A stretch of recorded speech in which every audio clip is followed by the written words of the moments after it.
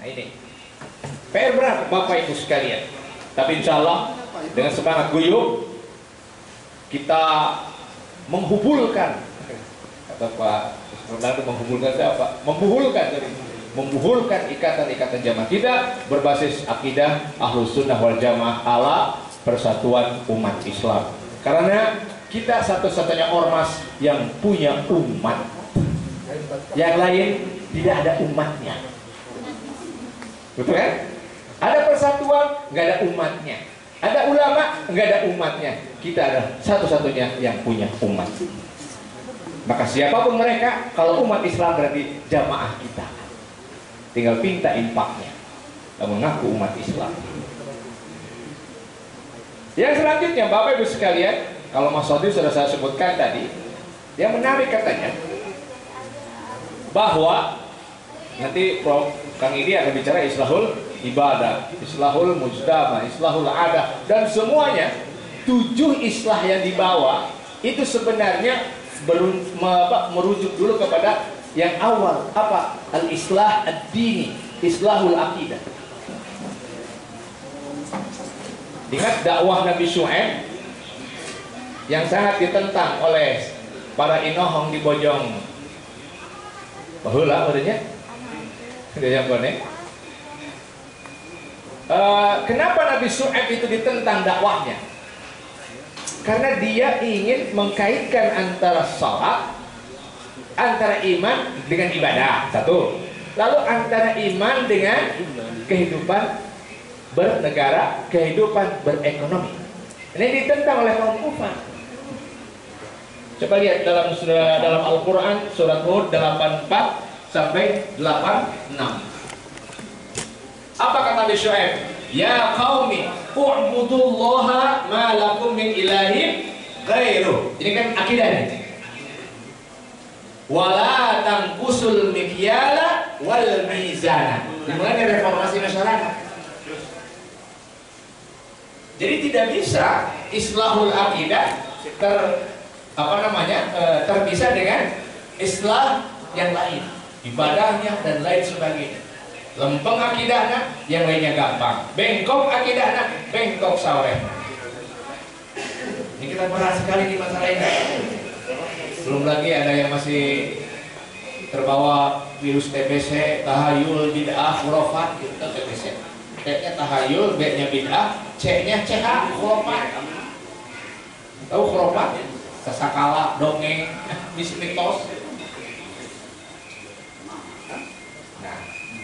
Artinya beliau tidak hanya mengatakan ayo berakidah, tapi ayo berakidah dan jangan curang dalam berekonomi.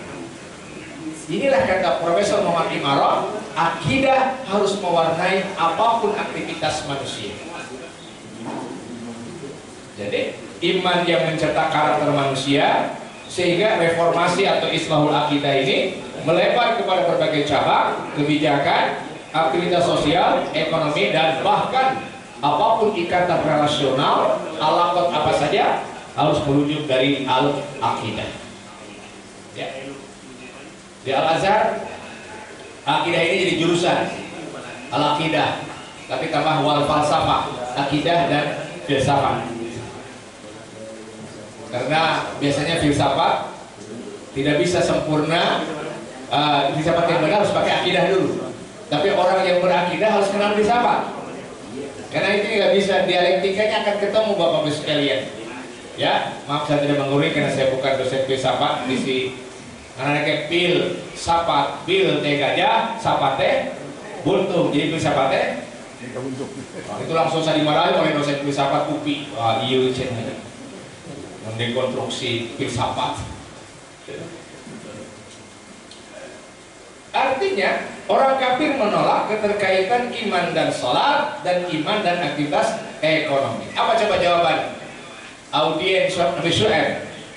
As-sholatuka ta'muruna as-sholatuka ta'muruka an natruka ma ya'budu abauna.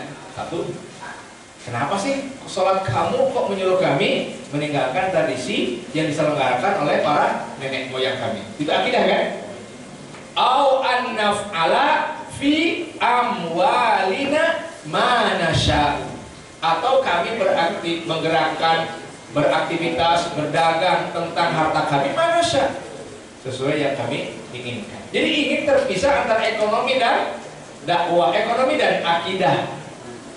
Nah ini yang ditentang oleh kaum kafir. Makanya Nabi Syuaib bersikeras bahwa islahul akidah adalah asas dari islahul apapun, termasuk islahul ijtima.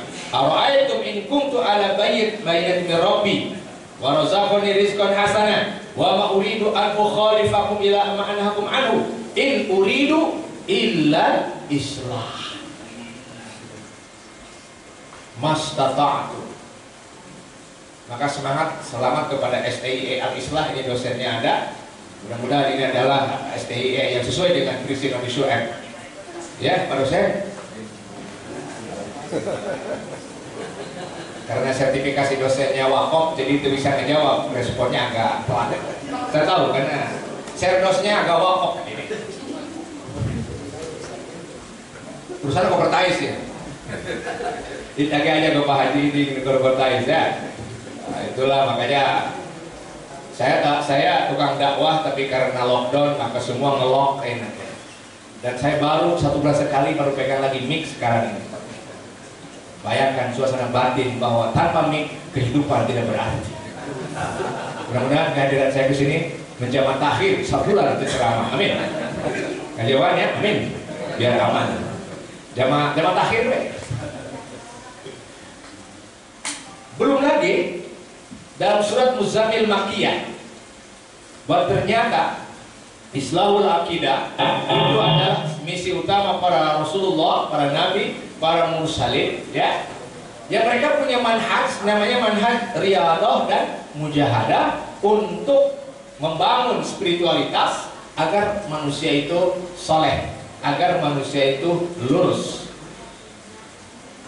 Bayangkan manusia ini kan secara biologis ya kecil lah dibanding makhluk kayak tumbuhan, kayak gunung-gunung yang besar, bebatuan yang besar. Kita ini entitas kecil tapi punya tugas besar.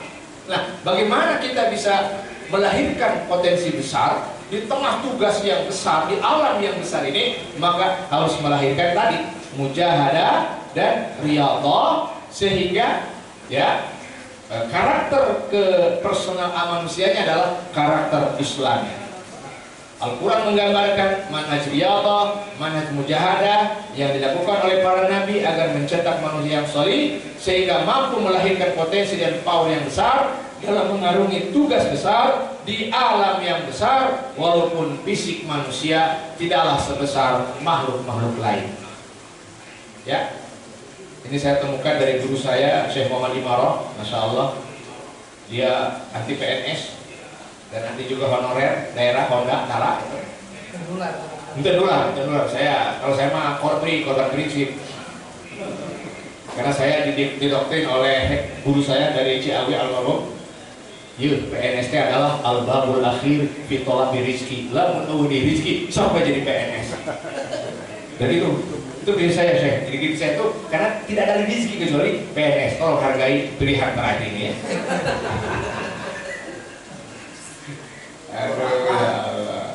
Tapi karena saya sebelumnya tabligher, kadang tahlil maksudnya ya alhamdulillah saya agak survive ya. Tapi gara-gara lockdown ngelok kabeh.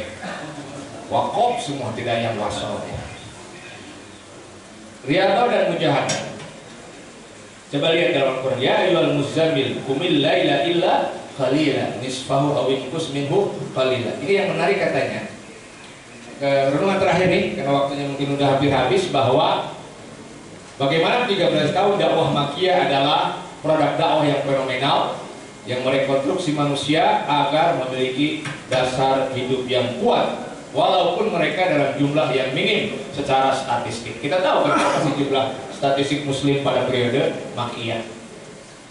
Tambahannya kan tuh Baiat Aqabah 1 7 orang, Baiat Aqabah 2 71 orang. Berarti kan yang lainnya belasan.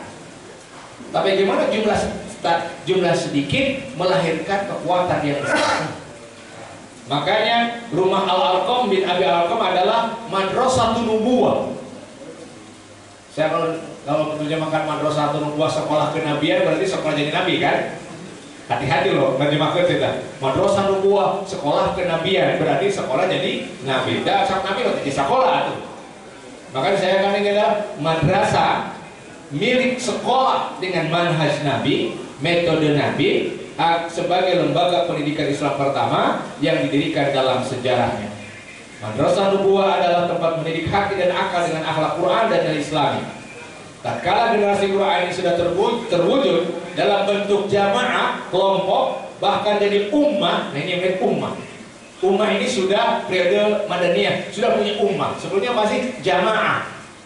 Ummah. Nah dari ummah inilah baru melahirkan namanya Nasrul Risalah. Terjadinya ekspansi militer, futuhat dan lain sebagainya. Setelah itu punya ummah. Dan lagi-lagi ummah maupun jamaah lahir daripada riyadhah dan mujahadah dalam islahul akidah. Makanya lahirnya negara, politik, tentara, berbagai penaklukan, sistem pemerintahan dan perundangan itu terwujud. Terakhir, saya ingin mengatakan bahwa ternyata jangan dulu bicara daulah, tapi utamakan dulu dakwah. Jangan dulu bicara sultah kekuasaan, tapi bicarakan dulu al-ummah. Sepakat? Sering Pak Ketua mengatakan, jadi bupati gampang, jadi presiden gampang, ngan mana umatnya? Umat tahu.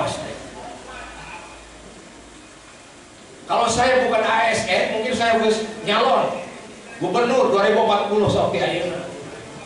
Pensiun mudah-mudahan.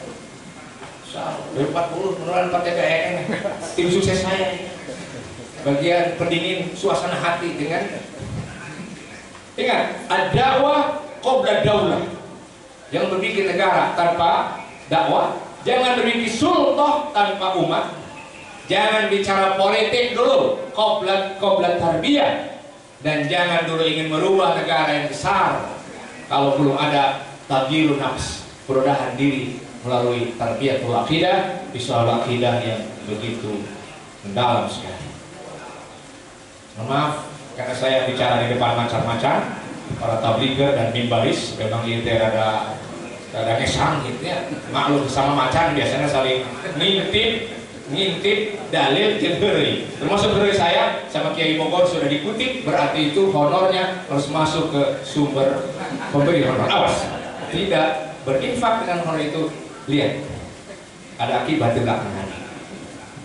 Nah sebelum ini kita kalau ya bener kalau saya mah kurang sudah kurang mendingan rada ngabayar gitu kan ketum gitu. Udah hampur aja begini gayanya ya, ngadain kos-kosasi nama yang paling gampang masuk ke berbagai negara dibanding nama-nama yang ke Arab-Araban. Abdul Somad masuk ke Hong Kong hese, kos-kosnya mah asup langsung.